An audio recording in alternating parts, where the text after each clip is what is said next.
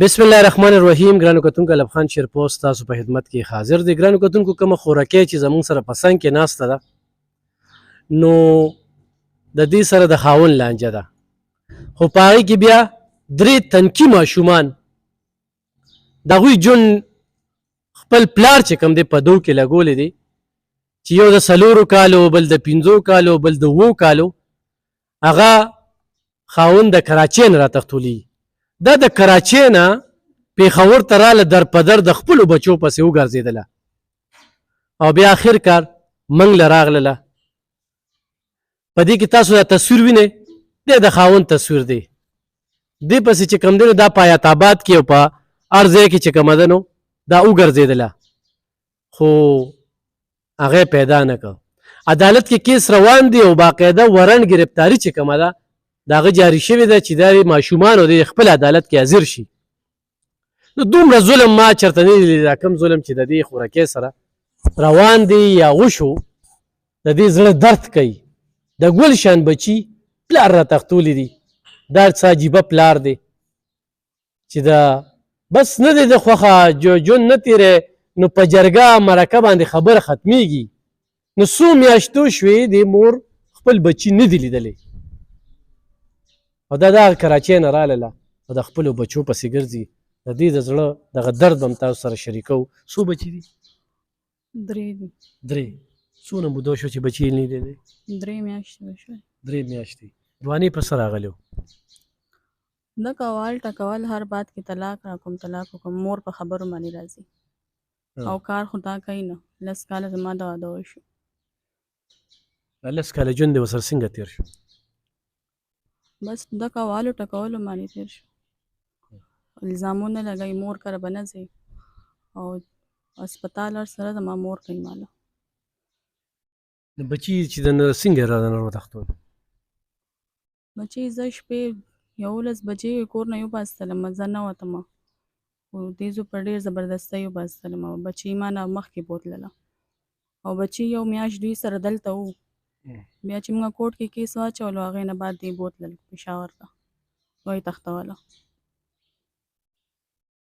بیا وتښتول. بچي ته یادېږي؟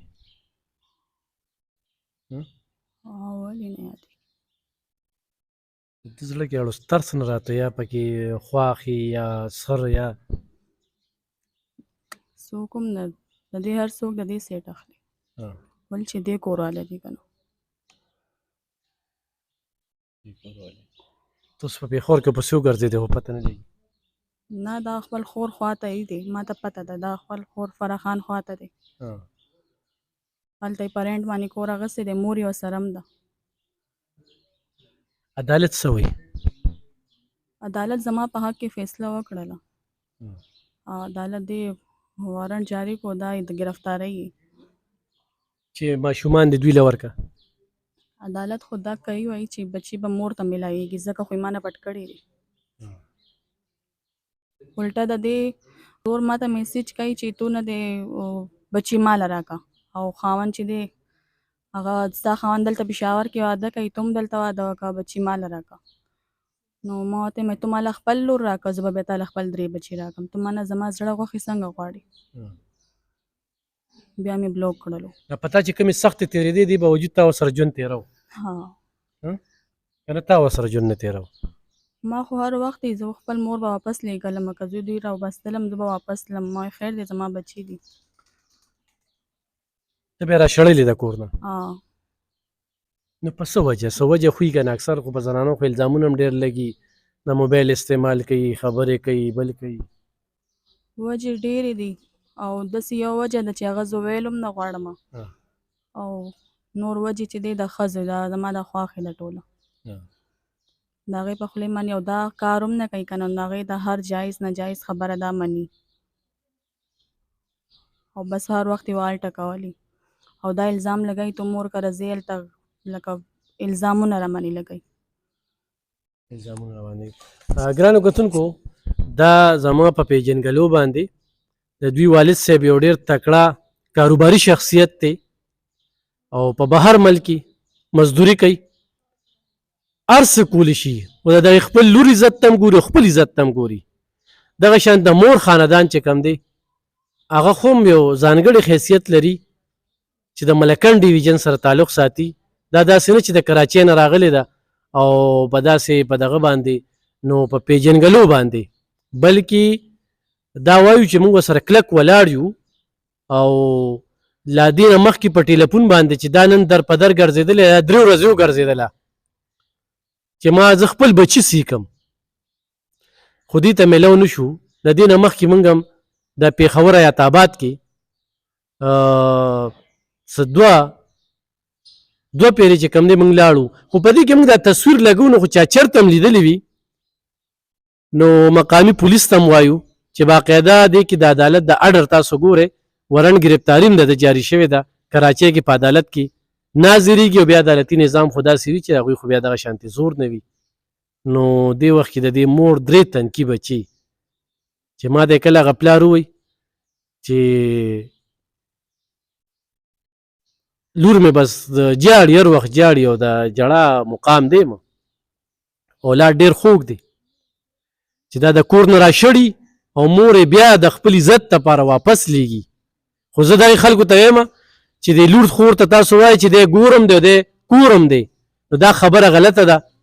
په دې بعضې معاملاتو کې بیا په پښتو کې پختې ماتې چې لور ته په داسې ځای کې ورکوې چې د هغې ژوند په ضلالت کې وي، په سختو کې وي، په کړمو کې وي. دی یو ژوندی مثال دی چې دې کوم وال ټکول خوړلی دي، په دې کومې سختې تېرې شوي دي، پولیس ته پکې خبره تلې ده، پولیس پکې چاپې وخلي دي. هغوی د دوی خاندان یې هر ځای تپوس کولی شي، خو موږ دا وایو خو په طریقه باندې دغه رور دا خپله مسله په کور دننه حل کړي نو ډېره ښه وی چې دې ته د خپل بچي حواله کړي. تیم وینه ته بچو پسې خپې مور به نی خپه، دا خو مور رالوی کړل، دې مور ورسره سختې تېرې کړې، تاسو سختې تېرې کړي، ته خو بهر ګرځې. لمونځ به ځان مثال والم، موږ سره کور کې اکثر دا جګړه وي، سهار وځو ماښام راشو، شرمېږي نو مور پې شرمېږي، دغه درد مور محسوسوي او نن هغه مور چې کومه ده د کړمو د سختو سره مخ ده. نو دا د دې یو پریس کانفرنس هم دی، د دې دا حق دی چې د خپل خاوند او د بچو دغه تصویر دی په خپله باندې، بلکې پېښور پریس کلب کې زه پریس کانفرنس کوم خو دغه خبرې هم دغه کړې. اوس هم ډېرې خبرې داسې دي چې هغه هم پټې کړې. نو زموږ دا ویډیو ګوري نو پکار ده چې دې خوراکۍ ته د خپل بچي میلو شي، خو نی نو په دویمه ویډیو کې بیا باقاعده حواله ورکو او دا ورته زه د خپل طرف نه یو وارننګ ګینې پلاره مور یې دغه وي چې نه د هغه ټول نومونه واخله چې کم کم دي، خو موږ وي د کور مسله ده، خو کور مسله په ځای پاتې شي نو ډېره ښه به وي. مننه.